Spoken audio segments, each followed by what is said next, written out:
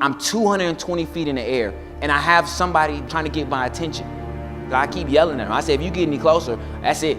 Because all I gotta do is nudge back. And what happens? Because somebody is 4 or 5 minutes late getting home, they roll down their window as they come by, and they yell out, "Jump, you SOB!" What could I have done different? I was tired of living this lie. I was tired of lying to everybody. I was exhausted at who I become. I thought about the Golden Gate Bridge. I asked for directions. So I got to the Bay Bridge and I asked them for directions. I said, how do you get to the Golden Gate Bridge? But I was telling myself, okay, whoever I ask, I hope that when I ask them, they'll look me in my face and they'll see something inside of me and ask me, well, why are you going to the bridge? Because part of me on the inside was ready to say why I wanted to go.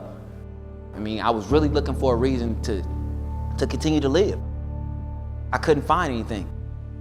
And the lady just looked at me in my face and gave me a plain look. She gave me directions. I knew it wasn't gonna be all right no more. Parked my car, left the keys in the ignition, grabbed my prepaid phone, and I got there on that bridge and I started walking.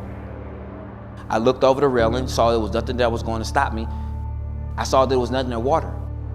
But when I looked in that water, I just didn't see water, I saw peace. I saw no more nights of crying, I saw no more living a lie, I saw no more being a burden. All the things that I needed in life, I saw in that water.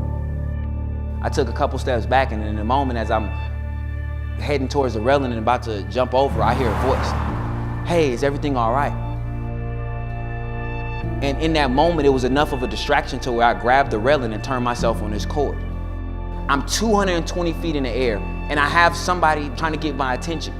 I'm upset. I'm yelling back and forth for him. Stay back. I'm trying to keep myself warm. I'm bundled up. So I keep yelling at him. I say, if you get any closer, that's it. Because all I gotta do is nudge back. Like that's all, not even a big nudge, just a small nudge, and that's it. Finally, in my heart starts feeling like, why does he even care? Because he's not yelling at me. He's not making me feel like I'm stupid for being here. Because everything inside of me is like, man, you're stupid. You didn't put yourself in this position. You did not come here to talk. I came here because I was in pain and I was trying to get out of it. But here, after 15 minutes, this voice starts to penetrate me in my soul, and he gets a little closer, and I start to hear him. I never look up, and in that same position on that bridge, with my feet hanging off the cord, and at any moment I could do this and it could be over. And for 92 minutes, this individual, this human, just listened to me. Now, think about that when I say that. For 92 minutes, he sat there, he stood there, and just listened to me. So after this time, he decided on his own to come back over the rail. And I said, what did I do that helped this situation? All he told me was, you listened. You let me speak and you listened. That's all this guy was looking for, and I think that's what so many people are looking for. Shortly after this incident, I received a letter from Kevin's mother. Dear Mr. Briggs, I adopted Kevin when he was only 6 months old, but you are one of the reasons Kevin is still with us. I truly believe Kevin was crying out for help. We truly thank God for you. Sincerely indebted to you, Narvella Berthia. Let's go. It's really good. We have a choice. Are we going to take the path of none of my business, they should handle it? Or are we going to confront them head on and say, hey, I'm seeing these things. What's going on? Let's talk. Listen to understand. That's the key. Listen to understand.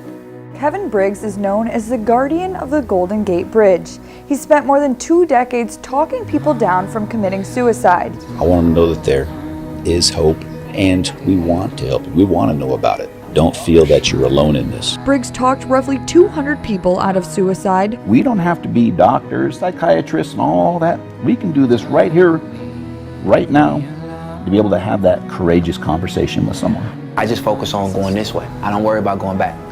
I don't worry about left, I don't worry about right, I just worry about forward. I used to think I was alone and nobody in the world felt like me. Now that I know it's people in the world that feel like me, it's my job to help them out, to encourage them, let them know, hey, I've been where you've been.